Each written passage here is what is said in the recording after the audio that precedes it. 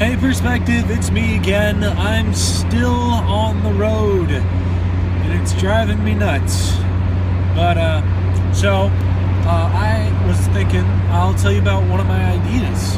I have a lot of ideas just out and about doing things, and I think I have an idea that might work. And, well, there's no better way to find out that your idea is really dumb than to put it out there on the internet for everyone to tell you there's a problem with it. So here goes nothing, eh? So, my idea is I want to change the way skyscrapers are built, right? We build these massive, ugly concrete skyscrapers that are just up there, and they're just skyscrapers. Really ugly, kind of dumb, doesn't really do much, does no one any good. And our entire cities are like that. There's nothing there. They call it the concrete jungle, because that's all that'll grow there, concrete. You know, some cities aren't as bad as others. I mean, there are pretty parts of Portland and Seattle, I suppose, but the majority of it is concrete. And it's just gross, and it's terrible, terrible wastefulness on our part. I mean, it's such a rich area, so much rainfall. Excuse me. I should probably drink something to stay a little better awake.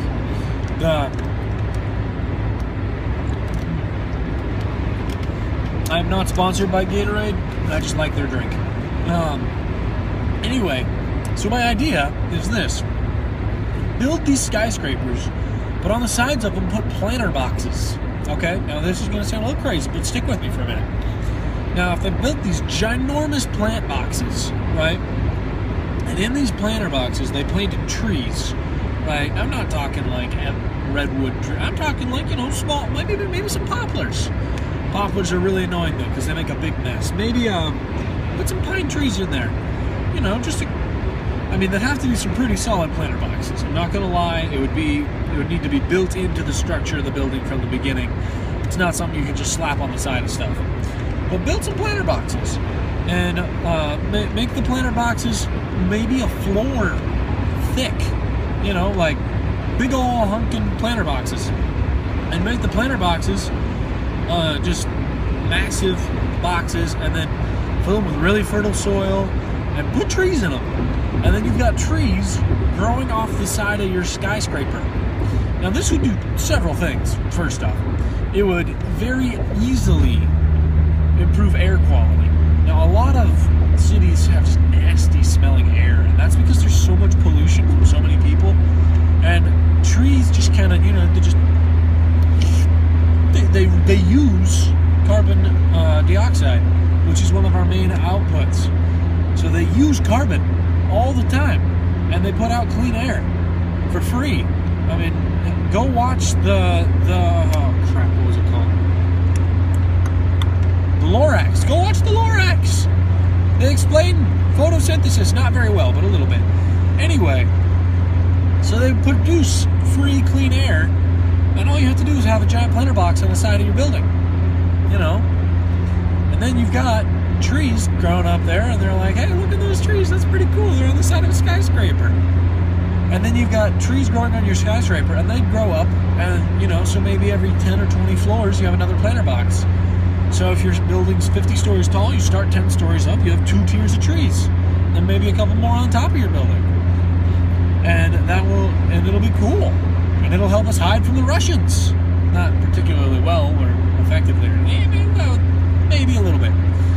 But it'd be really cool, and it's a natural resource that can last years, And then what you do is get rid of all your roads, right? You want to have as few roads as you possibly can. Now, I know this is going to sound crazy, because all of you drive in cars, you ride in cars, you ride in them. But what if they had those city bike things everywhere, and they were all just free, right? Now, you're thinking probably right now, whoa, what? You want to have city bikes for free, and you want me to bike to work? After a while, you will get used to it. And I'm not talking like 50 miles both ways uphill in the snow. I'm talking about like from your train station that's 10 blocks away. You could walk that far and be fine. But I mean, if you're a city, if you're going to build an entirely new city, build it from 10 stories under. Like, seriously, build your skyscrapers 10 stories down before you build up. Have subways that, like, you know, and have underground roads, maybe even. That might not be a good idea, but I mean, it's a concept art. Consider this my vocal concept art for my future cities. I'm sorry about the shakiness. My pickup doesn't like going uphill too much. Anyway, so you got these buildings and all of this stuff, and, you know, underground facilities, and you can easily, if you're going to build the city from scratch, which I think we should abandon all of our current cities and build new ones, because our current cities stink to high heaven. First off, actually they stink, and secondly, they really stink for planning.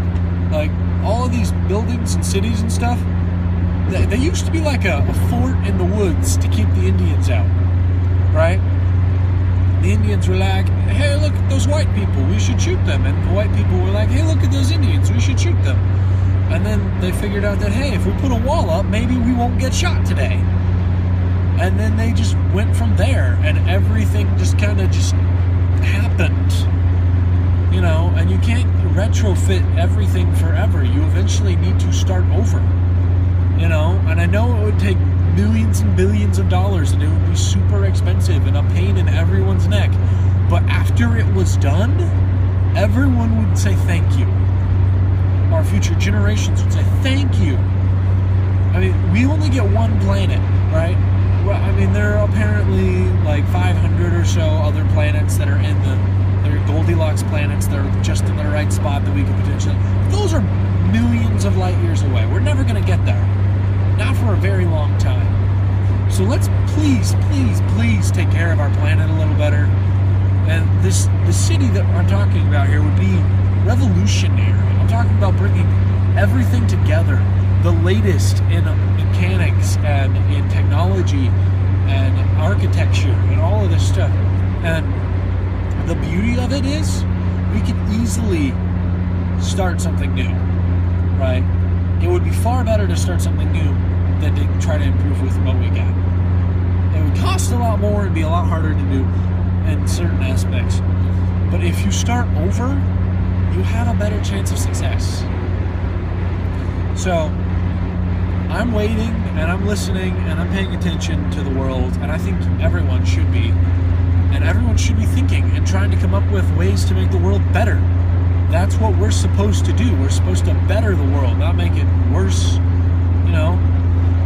And I think that we're really ignoring a lot of things that we should be looking at again. Like steam technology. I know that steampunk has its own genre that's beautiful, and I love steampunk stuff, but why don't we actually look at steam as a potential for something?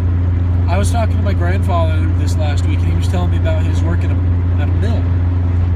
And it was really funny. I almost laughed, but I managed to keep my composure. On Phineas and Ferb, they had this joke. It was this old European country that was so long and skinny. They had what they called the shaft, and it was this big, long wooden pole that was that went the entire length of their country, and they had mules that either had spinning the shaft, and everyone just like threw lines over it to spin all their little machines. And that's how the mills used to work. I don't know how they work now. He's been retired for like almost 20 years or so, but they've got all the shafts, and they spin, and then everything goes off of this central steam-powered shaft. That's brilliant, really, if you think about it. These old-timers just knew so much, and right now we're wasting a lot of our potential energy, right? And it's crazy to think about. We've got all of this stuff out there that we could be using and utilizing, but everyone's like, oh, that's old, we don't want that here. And people that are trying to better the old technology, they're getting laughed at. There's this engineering couple from Arizona, I can't remember their name right now, but they made solar panels that they wanted to use for roads. You can look up their video. I believe it was called Solar Roadways or Solar something. Solar freaking Roadways, that's what it was called. And it was crazy. They wanted to build solar roads. I'm driving through California right now. All of this road here could be made out of solar panels generating lots and lots of electricity. California, you should be investing in this. Why are we not funding this? You've seen that meme. Why aren't we funding this more? We're wasting so much potential energy. Anyone who's taken a biology class knows the sun is the ultimate power source on Earth, right? All of our means of power can be traced back to the sun, right? Sun's awesome. Love the sun. And we are not utilizing that power even a little bit. Like, I know that there's solar panels, and if you have solar panels, good job. But we are so underusing this natural resource that is just there. We don't even have to do anything to harvest it. It's just shooting into our atmosphere. Anyway, I'm done ranting about solar energy. But we should be more using this stuff. I mean, this is not old news. We should be trying to help. So go out and make a difference, people. So I don't know if this rant is worth anything. Like, comment, and share on it. Please comment in the comments about what you think of my plan for this future city. I know I didn't lay it out terribly well, but you know, if you have any ideas on how to make the world better, put them in the comments. Who knows? Maybe someone will read it. Maybe we'll get it thrown out on Kickstarter and we can do something with it. Probably not, but let me know what you think. I care what you think perspective. Have a good one. Don't do drugs, stay in school, don't eat roadkill. Bye.